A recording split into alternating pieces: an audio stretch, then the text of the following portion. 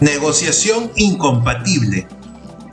Mi nombre es Eduard García Navarro. En esta clase virtual desarrollaré la siguiente temática: bien jurídico protegido. Objeto material.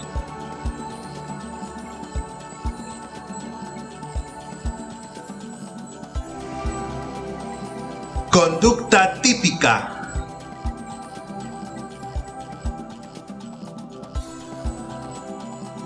Sujeto activo.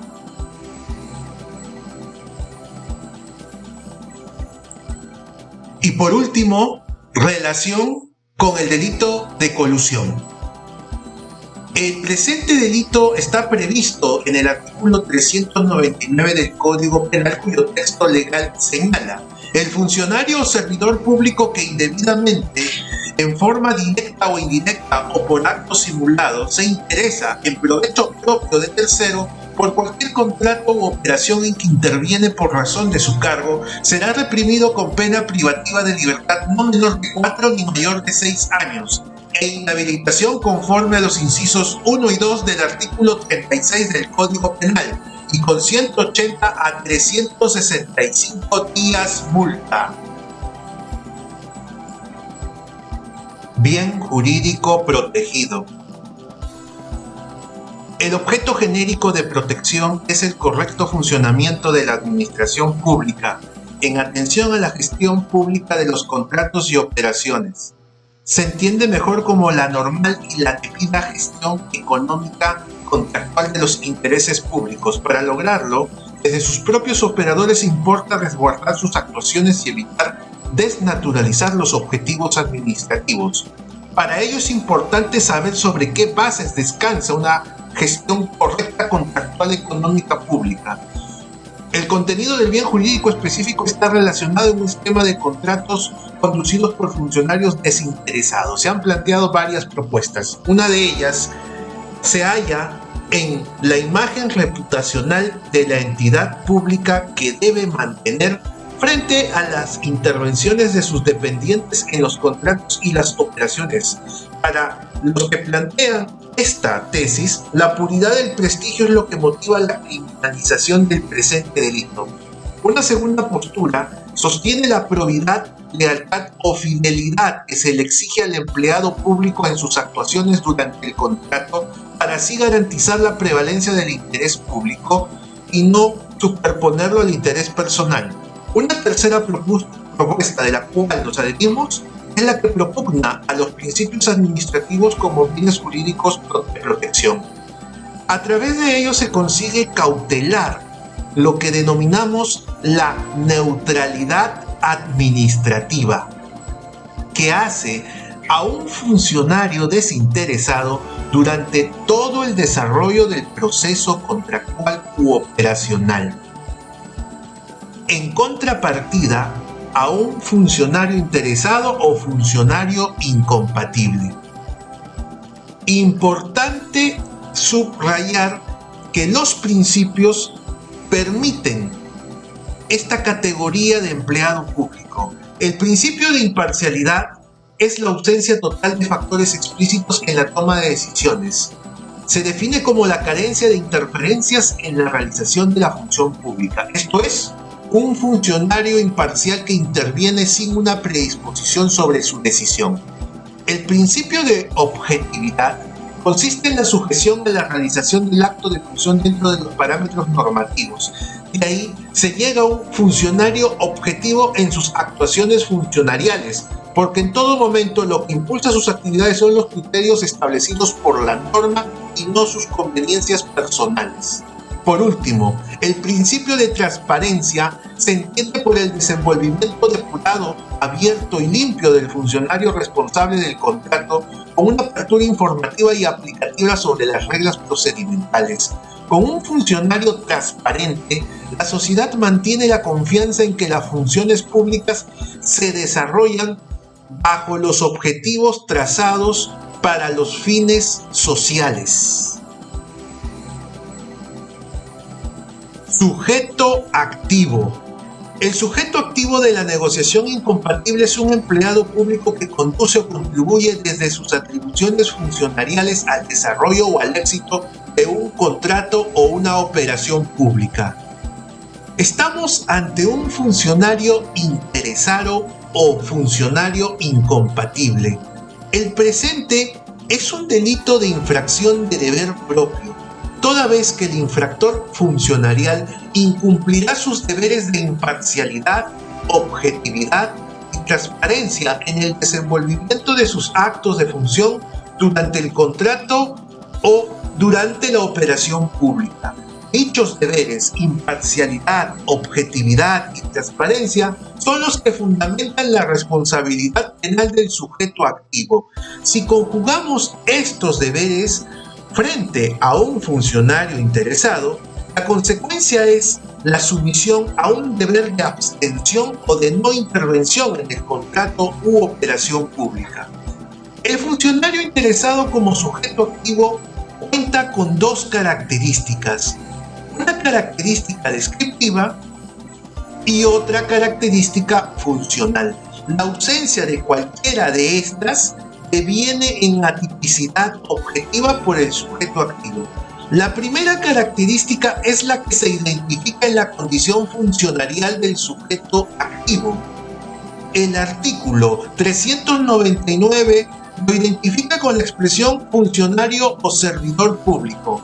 En principio, la norma penal no hace distinción sobre el rango funcionarial que ostenta el sujeto activo al momento del delito, pero es menester que tenga la facultad para emitir actos de función en el proceso de contratación u operación pública. La segunda característica se entiende por la vinculación existente entre las atribuciones del empleado público y el acto de función. Estamos hablando de la competencia funcionarial, sea genérica o específica, para intervenir en el contrato u operación pública, y el artículo 399 lo identifica con la expresión en que interviene por razón de su cargo. Objeto material. La conducta de interés del empleado público, conducta típica, debe recaer en una función pública o en una actividad de incumbencia administrativa. El objeto material lo constituye todo contrato u operación dirigida o relacionada con la administración pública. El artículo 399 lo identifica con la expresión por cualquier contrato u operación. En ellos debe centrar su interés el sujeto activo, de ahí la denominación de negociación incompatible. El contrato estriba en la obtención de bienes, prestación de servicios o construcción de obras por parte de un particular a favor de una entidad pública. En principio se adecua al caso todo contrato administrativo privado, siempre con intervención estatal.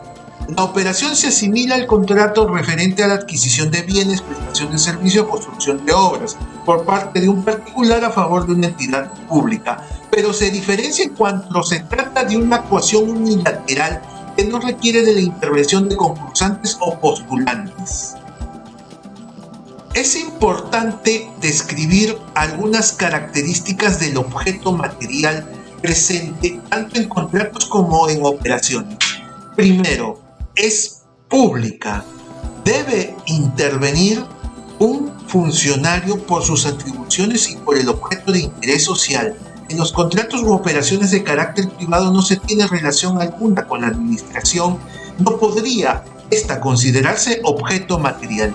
Es lícita. Entiéndase como actos funcionariales formados conforme a los alcances normativos preestablecidos. ¿Cómo despertar el interés personal en el empleado público en actos ilegales si se sabe que en esta no se tendrá repercusiones beneficiosas?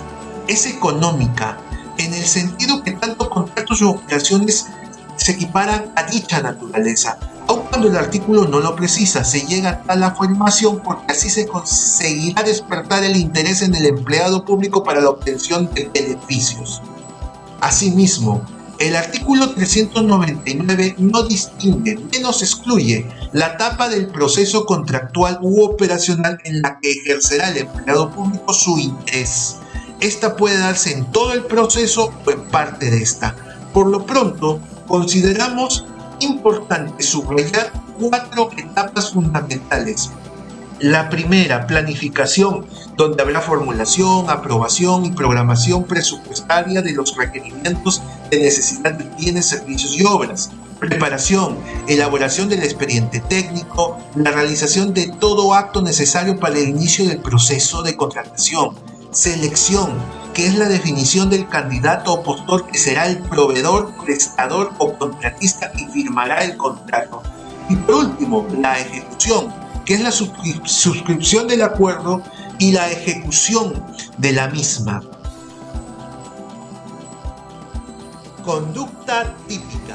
La conducta típica consiste en el interés o el aprovechamiento de la función por parte del empleado público en atención al contrato u operación pública en la que interviene. Se trata de un interesarse. El artículo 399 lo describe con la expresión se interesa, de la cual proviene el verbo rector interesarse. Ahora bien, esta conducta típica se configura en cuanto a una doble participación del sujeto activo. Por un lado, como un empleado público en el contrato u la operación.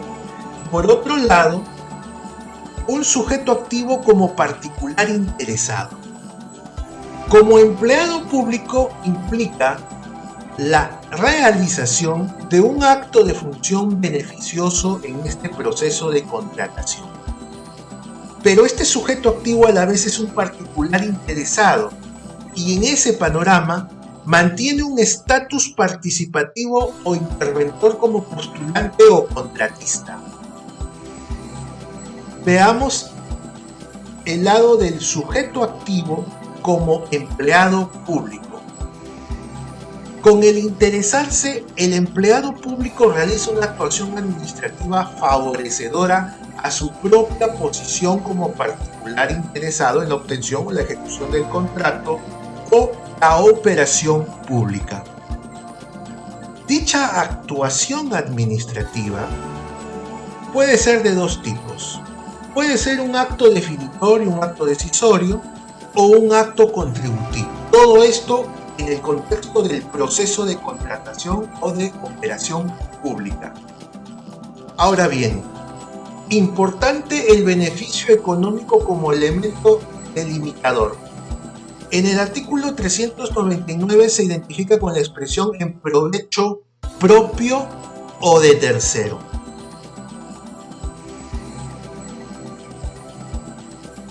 El acto de función tiene que estar vinculado con un beneficio económico y el destinatario de dicho beneficio puede ser el propio sujeto activo,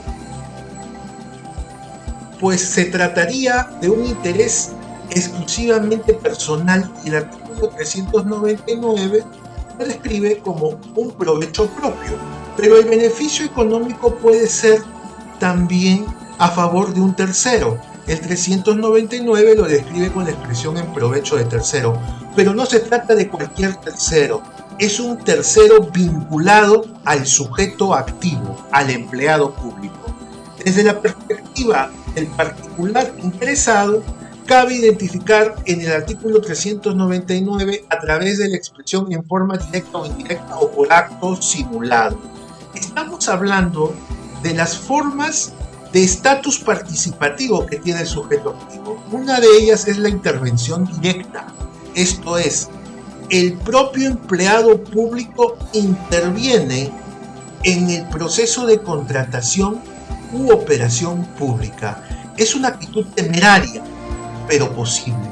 Una segunda forma de intervención es la indirecta, es la forma más habitual, por la cual el sujeto activo se vale de un tercero, a efectos de evitar ser descubierto en su interés por el contrato u operación pública.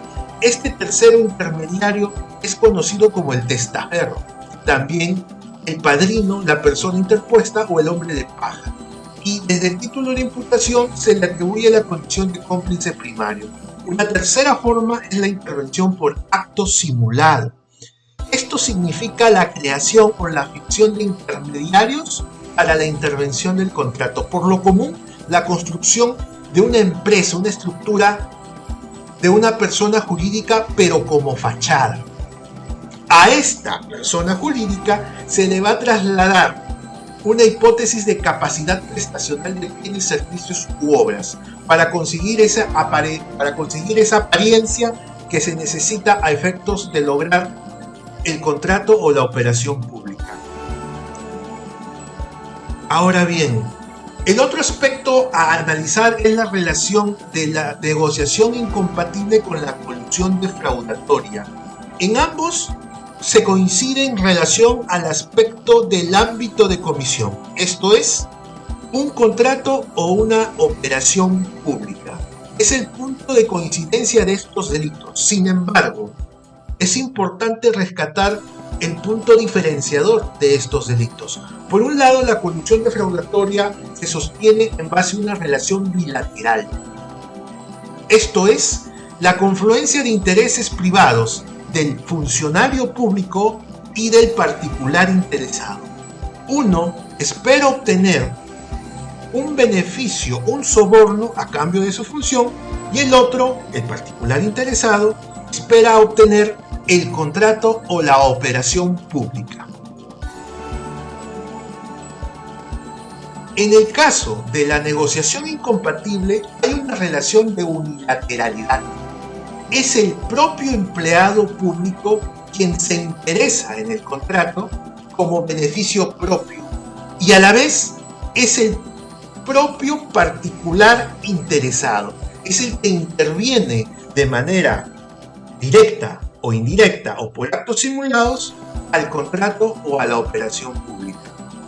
Esto permite sostener que el delito de negociación incompatible no es un delito subsidiario. Ambos delitos son excluyentes porque la negociación incompatible es un delito autónomo.